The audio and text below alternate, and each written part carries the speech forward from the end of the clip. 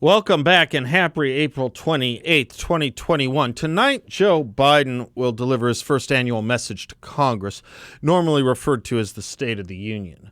Republican South Carolina Senator Tim Scott will be giving the rebuttal. Here's what I wished he would say tonight, and I'd love your thoughts. Good evening. Many of you don't know me. I'm U.S. Senator Tim Scott, Republican from South Carolina. One of the reasons you may not know me is too much of the media, the academic community, and the Democratic Party, whose leader we just heard from, much too much, too many in those communities don't think I should exist, do exist, or can exist. But the Republican Party, the party I'm speaking for, the party I affiliate with, they know who I am. They know who I am because since its founding, the Republican Party has always known who I am. A man. First and foremost, a man. Second, an American. Third, my relationship with God, and that I am the brother and the progeny of other Americans who fought for this country. First, that I'm a man. Second, that I'm an American. Third, that I am a Christian. And fourth, that my brother and my family have fought for this country. Why does the Republican Party know me so well? Since its founding in 1856, and perhaps it is the only major political party ever founded for this reason, but since its founding, the Republican Party was created to rid this country of slavery. Indeed, it called slavery a relic of barbarism in its very first platform in 1856. And as the great American Frederick Douglass pointed out, this is the party, this Republican Party, with the leadership of founders of it like Abraham Lincoln and Ulysses Grant. This is the party that was founded in opposition to the Democratic Party, founded in opposition to the Democratic Party because the Democratic Party wanted to justify and expand slavery. They knew of me, the Republican Party, not as a man, they knew of me, the Democratic Party, not as a man or an American, but the Democratic Party knew me as property. Abraham Lincoln put it this way, quote, "Slavery is founded in the selfishness of man's nature, opposition to it in his love of justice. These principles are in eternal antagonism, and when brought into collision so fiercely as slavery extension brings them, shocks and throes and convulsions must ceaselessly follow. Repeal the Declaration of Independence," Lincoln said, "repeal all past history. You still cannot repeal human nature. It still will be the abundance of man's heart that slavery is wrong, and out of the abundance of man's heart and mouth will continue to say so." Replace slavery today with racialism, and you will find that those kinds of issues, as they have for the past year and a half and perhaps even a little bit longer than that, have brought shocks and throes and convulsions to our country. But you see, the Republicans I have always known, have always thought about, have always spoken with, they spoke like Lincoln. They spoke like Douglas. They spoke like Grant.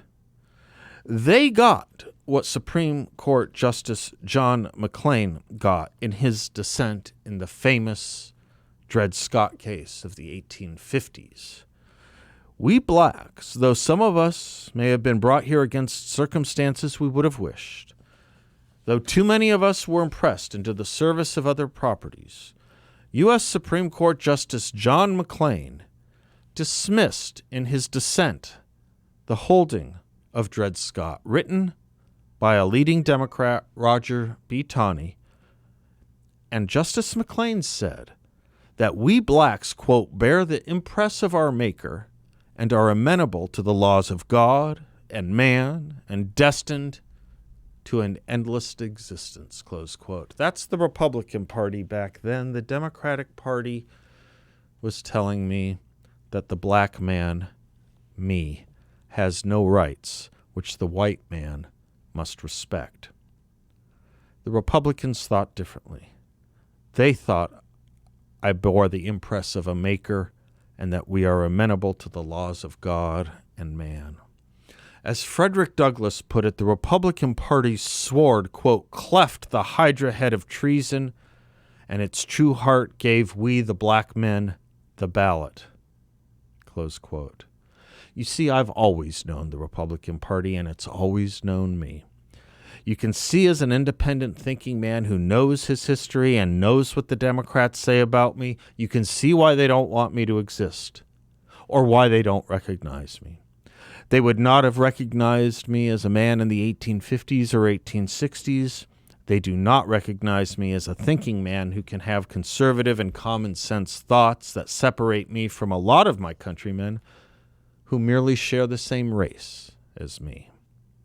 And that, I guess, gets to the nub of why they don't recognize me and perhaps why you may not, especially if you are a Democrat or just someone who gets their news from the mainstream media. You see, the Democrats today, even after the Civil War and the causes of it, even after 150 years of an attempt at Reconstruction, the battle against segregation, the KKK, and Jim Crow, after all that, the Democratic Party still is obsessed with thinking race is the key indicator and thing that matters about a person.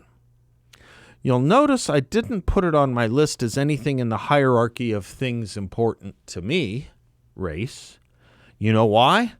Because every society in history that ever made a use and purpose of race, that thought race mattered, ended up with one of two things: slavery or slaughter. Race consciousness is the least human and humane thing a society can measure itself by, and I'll give you an easy way to understand this.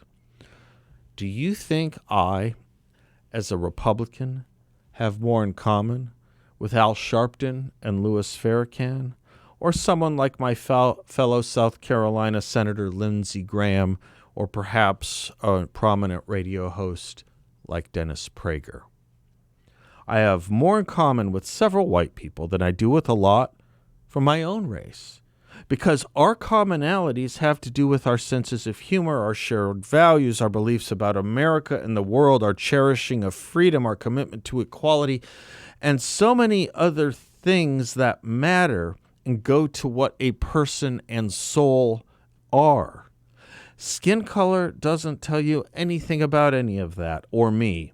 And if you'd never heard of me before tonight, just ask yourself, did you think I'd be saying what I'm saying once you saw me for the first time?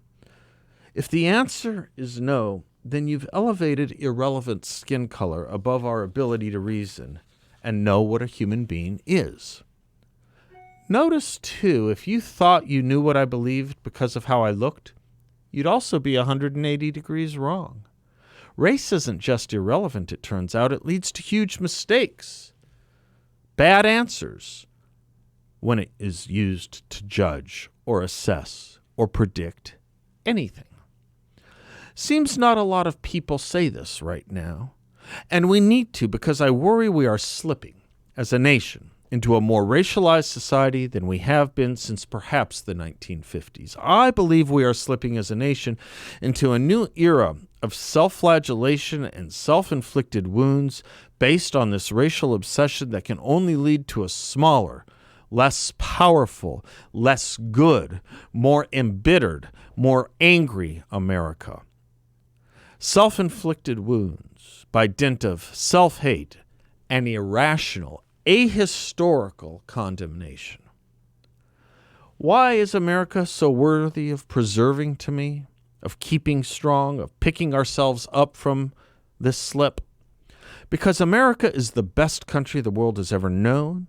and has given me and my family, and you and your family, whoever you are, more freedom and opportunity than any other culture or nation on the face of this earth. People who tell you otherwise are lying or don't know their history. If they are lying, shame on them for using race for political purposes. If they don't know their history, join me in the effort to revivifying the study of American history and the love of it in our classrooms and in our culture.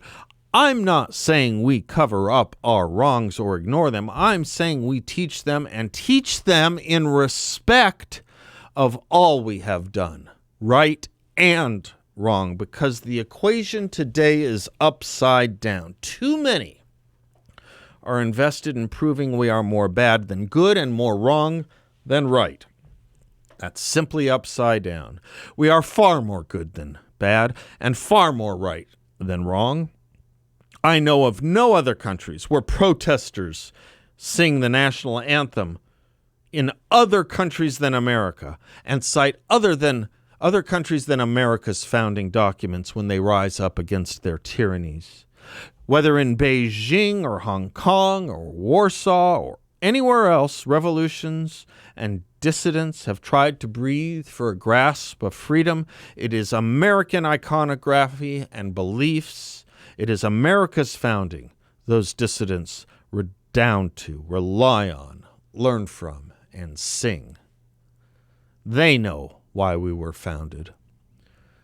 But we don't sing much today here in America about America, do we? We shout and we yell and we sit through the singing of the national anthem. This worries me.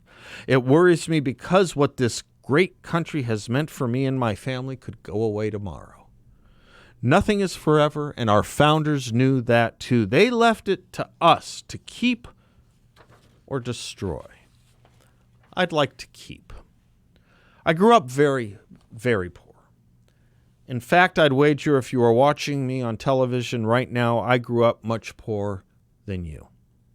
And here I am, not only a businessman who got to sign the front of checks rather than just the back of checks, I'm a U.S. Senator from one of the states of the Deep South that is one of the more depressing histories when it comes to race in our past. History. Past. That's what I want people to know, and not confuse it for the current and the present. For growing up as I did in the Deep South, deeply poor at the time of Jim Crow, my life story tells you more about America than anything else I just said about my circumstances and race. That is, in sum, the miracle of this country and our revolution, etched out, not in 1619, but in 1776. It was based on certain inalienable truths, or what our founders call inalienable rights based on self-evident truths, things we can't get rid of. Rights and truth cannot be shed, regardless of volume.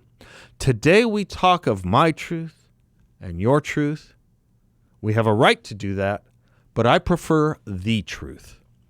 So having grown up in the country that gave me all and more anyone could expect from a little boy born in abject poverty in the Jim Crow South, because we are and were a country dedicated to the propositions that I should be able to do anything I wanted to legally and could become anything I could become legally to the point of becoming a U.S. Senator, I've proved the theoretical magic of this country with the actual experience in it.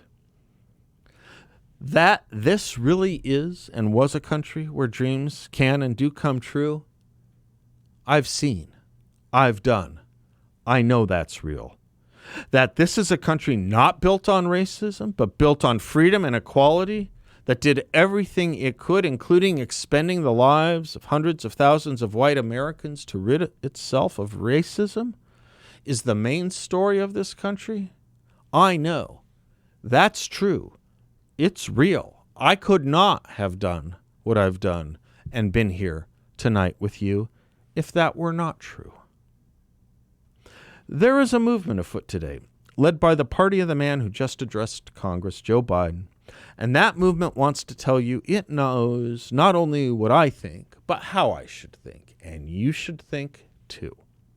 It's a movement that takes up Roger B. Taney's view of our founding from the Dred Scott case and dispenses with Abraham Lincoln's understanding. It's a movement that tells you something Frederick Douglass and Martin Luther King disagreed with entirely. It's a movement that tells you our founding was built on preserving slavery. Douglass didn't believe that. King didn't believe that. And in fact, they cited our founding again and again to assert their equal rights in this country so that I could be before you here today. End of day, my final message, the one thing I would like to communicate to you tonight at this time is this. As we go through several more years of this presidency, we Republicans will be here as the loyal opposition with no apologies. We see America and our values differently from the way the Democrats do, starting with what makes a human being, from the womb or to me right now. That's what a thriving society committed to freedom and equality does. It has and maintains opposing views. They aren't illegitimate because they are oppositional. They are either legitimate or illegitimate based on their merits, just like I am. Please, I urge, judge me and the policies the Democrats and the policies we Republicans promote based on merits, just as you should judge everything and everyone, and not on some ghost or fantasy or mistaken notion of what's truly important.